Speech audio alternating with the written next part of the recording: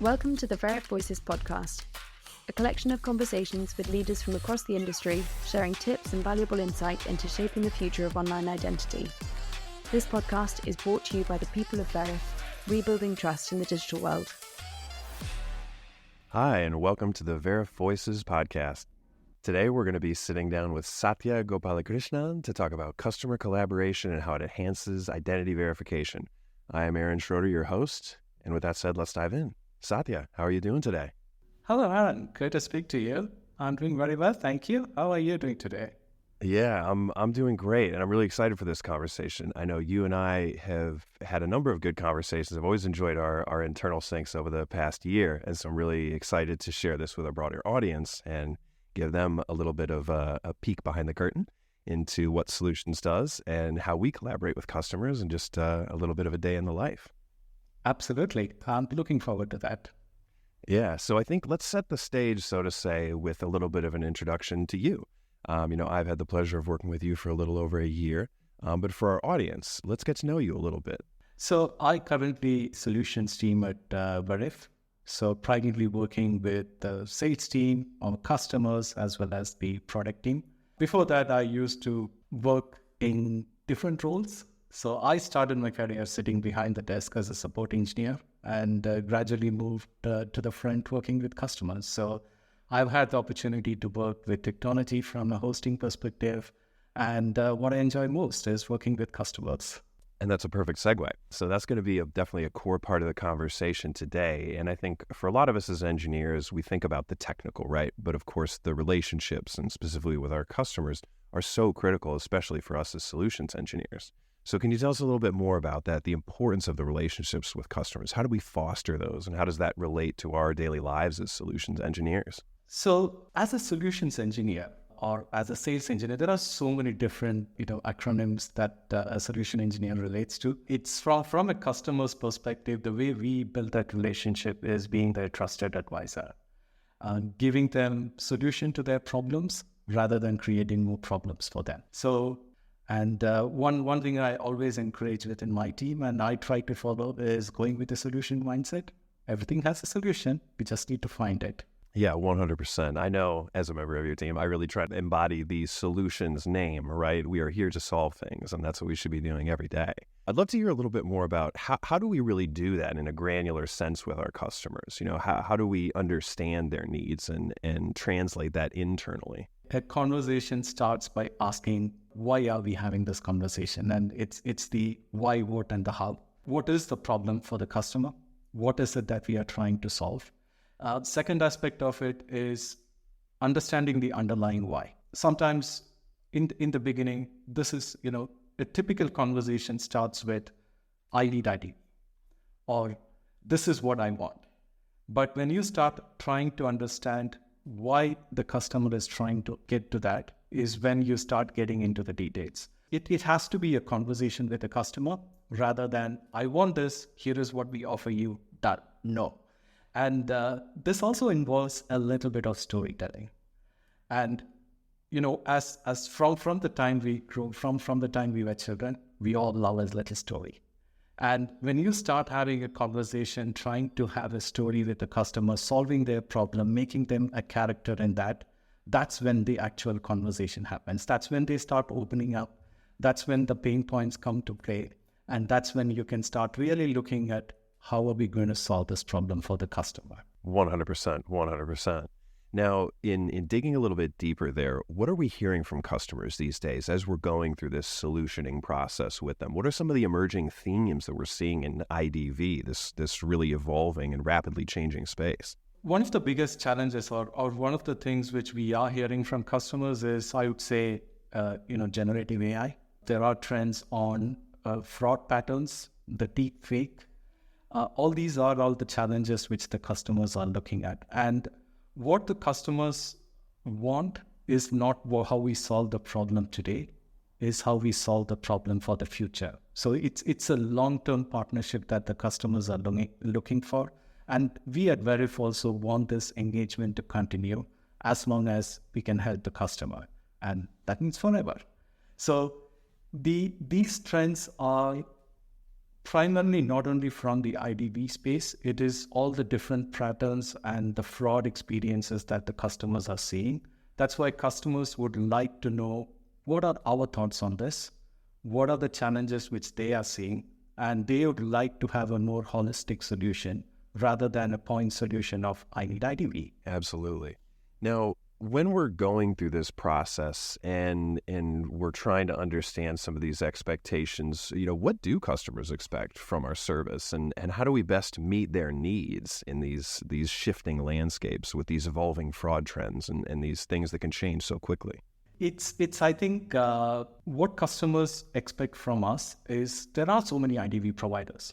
So if you just search a Google search on IDV, you can get 100 plus listing. What customers look forward is what differentiates us from the others. And this involves how we service the customer and how we look at IDV in a more holistic view, not just purely from a document perspective, but all the other things that we can do in making sure that their needs are met, and good actors is easy for them to go through the process, and for the bad actors, we are going to make it even more challenging.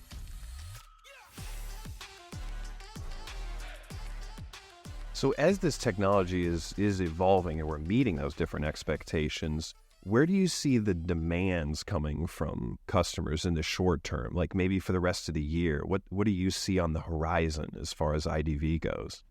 So one of the things that has changed from a customer landscape is there is no longer, there was an old theory of word is flat. I think that's becoming even more obvious now, because customers are not, they could be they could be having a conversation about operating in one place, but they are already expanding and looking for things all over the world. So it also becomes even more encouraging for Veriff from that perspective, because of our global support, where we are able to assist the customer to meet their needs from across the globe. One of the other things which the customers are also seeing is purely from how the whole IDV is evolving from where it was compared to what it was a few years back. Purely take a document and it's done. But today we have so many more options, where even the typical IDV space has different government-based verifications, database checks, and the customers want to have a more holistic view of not this document, but what else can we know about the user. Okay, so it sounds like the scope is expanding a little bit more. We used to be maybe looking at a little bit of a smaller portion, or we were focused on a smaller number of data points, but now that's rapidly expanding. Customers are looking at multiple inputs from various vendors in order to prevent fraud. Absolutely. And this also helps when you look at from a user perspective. If you know one information about the user, there's only so much you know. But when you start looking at different information, different data points about the user, that's when you can start building a picture of whether they are a good actor or a bad actor, and what are the other things that we can do together. So one, customers are looking at multiple data points. Number two, they're also looking at providers who can provide these data points together. Yeah, it's sort of a one-stop shop. One-stop shop, yeah, absolutely. So in collaborating with customers and trying to overcome these issues and aggregate these data points, what does that look like at Veriff in a granular sense? How are we doing that day to day? It's as with typical sales cycle, when you have the customer engagement, and I'll probably talk more about how the solution part comes into play. We do have the standard sales cycle, but from a solutions perspective, the way we approach the customer is based on, the way we can solve their problem. So it always starts with not what you need, it's how we are going to solve the problem, or how we are going to address their pain point. So this is an understanding of the customer needs. What is it that they are trying to achieve? Working with them on how we can help address those, and typically trying to find a solution that they can start using today. Another challenge that we see, or I shouldn't say a challenge, another trend that we see is when you don't know something, you don't know. And when customers are used to seeing certain things being done in a certain way, it also is a job of a solutions engineer to sometimes challenge that conversation, have a collaboration with the customer, and open more avenues on how we can address that problem. So from a solutions perspective, we always encourage, find the root of the problem, and then let's look for the solution. Yeah. And at the end of the day, that's how we foster our productive and positive relationships with our customers, right? Absolutely, yeah. Now, I'd like to get back to the emerging trends a little bit. You had mentioned that generative AI was something that's on the horizon. For anyone who's not familiar with that term, can you tell us a little bit more about generative AI? Absolutely. So generative AI is basically, the way artificial intelligence or AI has evolved. It is much more easier to generate new data, which is more realistic and which can be used for different purposes. So one, we need to look at it from how that is evolving. There are many more tools that is available to consume that. Though this is not a new concept, it has been there for some time, but it has made it easy for a lot more people to use these tools more easily. If you look at majority of the cloud providers are providing easy to use mechanism to use this. And it also puts us in a spot because this also opens up many more bad actors to consume these services. So Sathya, from AI to Web 3.0, right? These are buzzwords that we're hearing all the time, every hour of every day, it seems. So how are you and your team preparing for these future changes and enabling customers to be resilient as the industry continues to lean into AI and Web 3.0? So one of the things we need to understand is in the short term, we are in a transitionary phase. All these things exist, but they don't exist. But it's coming.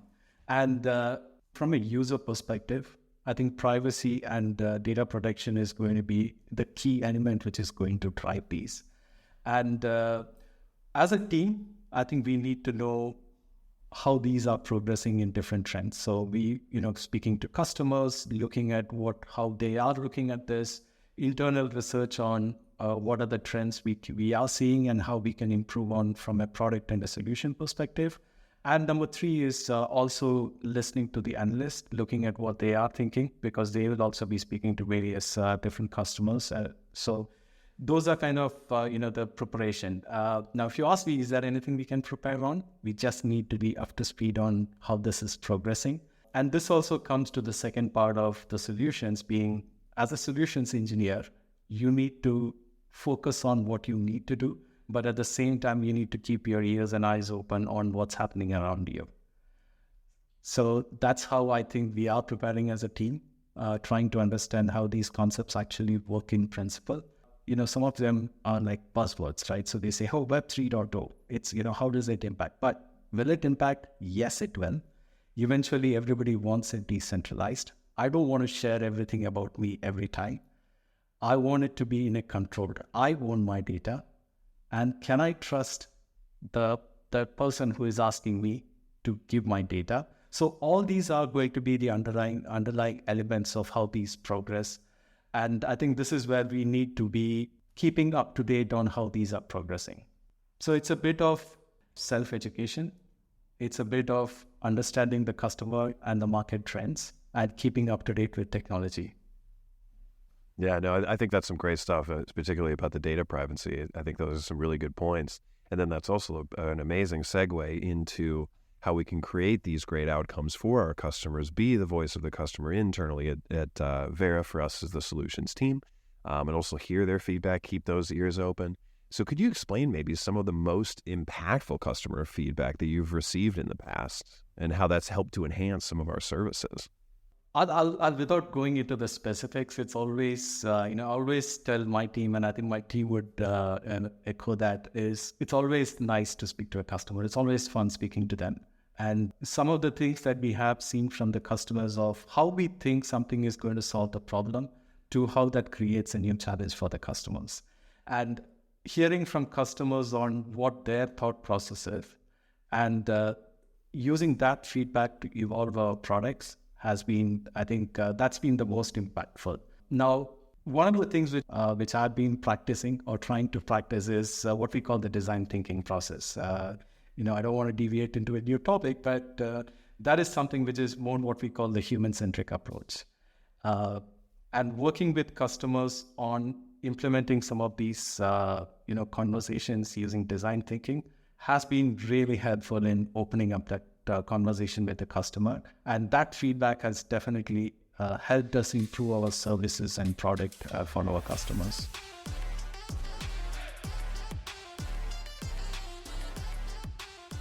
If you don't mind, I'd love to lean into the design thinking a little bit more, because I'd wanted to ask you how we relay customer feedback internally, and I think design thinking is a big part of that. I know when I joined Veriff, I was introduced to that concept and really embraced it.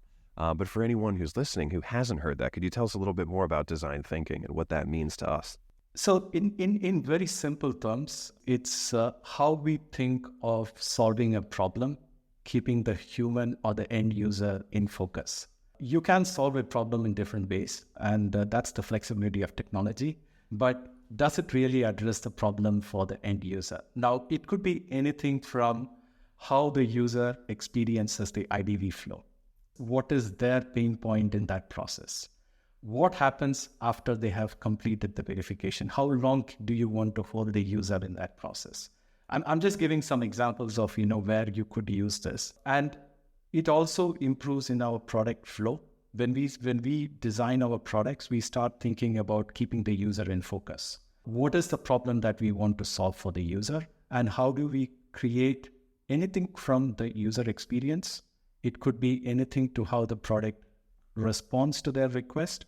It could be all of those concepts. So all these things is basically, design thinking in simple terms, what they call as human-centric approach. Keep the user in the focus and try to solve the problem looking at their pain points. I'd love to dig into that even a little bit more and talk about how does that impact your view of your relationship with a customer? It helps. So one of the things we say, we always, we need to blur the line, or we need to separate the technology from a human or from a person you're speaking to. So when we are speaking to a customer, even though we are trying to address the problem, we are still speaking to them. They have their own pain points, they have their own challenges. And by addressing those concerns, we have generally felt, or I've personally felt, that we are able to relate to that problem. We are able to better address the solution for that problem with the customer. All right. I'd love to bring this a little bit of full circle and back to where we started. We talked about how storytelling is such an important part of what we do at Solutions. So I'd like to hear about some of the stories that maybe you're listening to or reading. So could you maybe tell us about some books that you've been enjoying lately, or some podcasts? I can definitely give some books. I think these have been, we're going back to design thinking. I would recommend a book called Art of Innovation, and it talks about lessons in creativity. I think it's from Tom Kelly. That's one book which is really impressed, and some of the examples and some of the things that he talks about, you can really relate to that. That's definitely one I would definitely recommend. Another one, which I think these are some of the books I continue reading or referring back again and again. There's always something new I find out when I reread them. And the second one is Start With Why. This is very important from a solutions perspective. Is like, you need to ask that question, why? And the reason this book is important is it also gives you different scenarios on how you can ask why, because why can be offending sometimes. When you come with a problem, why doesn't look good. You need to ask in an appropriate way of, asking that why, but why is important. And I can give one more book, which I keep that as a Bible, is Games People Play. It's a very old book. It's from 1950s, 60s. It's by a psychologist, Eric Berne, and it basically talks about human psychology, and it helps you both professionally and personally. And when it talks about games, it's not actually games. It's about why humans interact or react to certain situations in a certain way.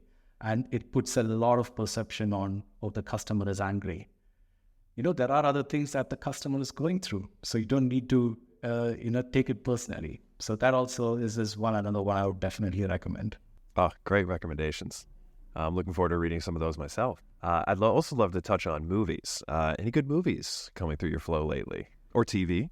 It's a bad habit. I like to watch movies. So and I pretty much can watch any movie. And sometimes I run off movies in one language and I start exploring other language movies with subtitles. So there's no limit to it. So if you ask me, how do you find time? I try to make time. It's during travel to office, or sometimes you just have to sit late at night to watch movies. bad habits. Don't encourage that. But it just gives, it helps me. I think it's a way for me to just calm myself and relax. Some movies, I think one or two ones I would definitely inspires me, or I think is particularly if you are a technologist, or if you are interested in technology, I would definitely recommend, the Mr. Robot series on Amazon Prime. That's one which has come. I mean, there have been many movies on technology, but this is the one they have tried to keep it as close to reality as possible. That's one movie I would definitely recommend. And, there are the usual old favorites of, Jerry Maguire and the ones.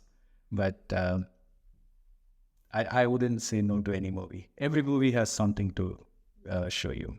Great stuff. No, I'm a movie fan myself, especially on those 11-hour flights over to Estonia. I need a way to burn some time, so I'll dive into a good movie.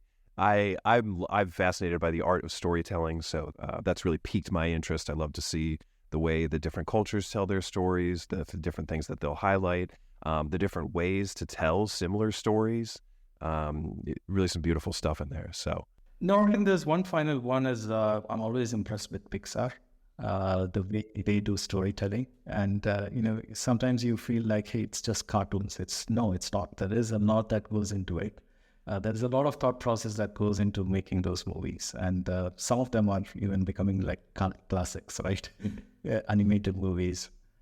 Absolutely. Yeah, the different media we can use, right? There's black and white, there's color images. You could have animated movies. You can have real shots. You can have the different forms of media, right? We have radio that our ancestors used to use, and I guess we still use today. I don't want to make it sound like ancient technology, or podcasts maybe, where we also communicate our stories. So no, that's some great stuff. Now, I'd love to share with the audience, Sathya, for anyone who wants to stay connected with you or reach out, how can they find you online? LinkedIn is where I'm most active on. You can always reach me on LinkedIn. I think you can skip this question. I think you need a personal web page or your own podcast show. So it's not very easy to, I don't want to be too much online. So okay, I thought we were going to turn you into an influencer through this podcast. No, okay, all right. Well, no, I don't have any online listed ones. I was thinking of creating one, but okay. Well, we'll look forward to Sathya's Instagram account opening soon, and have another podcast to announce that whenever it happens. For everyone out there, thank you for joining the Veriff Voices podcast, and Sathya, thank you so much for your time. It was a great conversation. Thank you, Aaron, and thanks for your time. This podcast is brought to you by Veriff. Identity verification made simple. Learn more at veriff.com.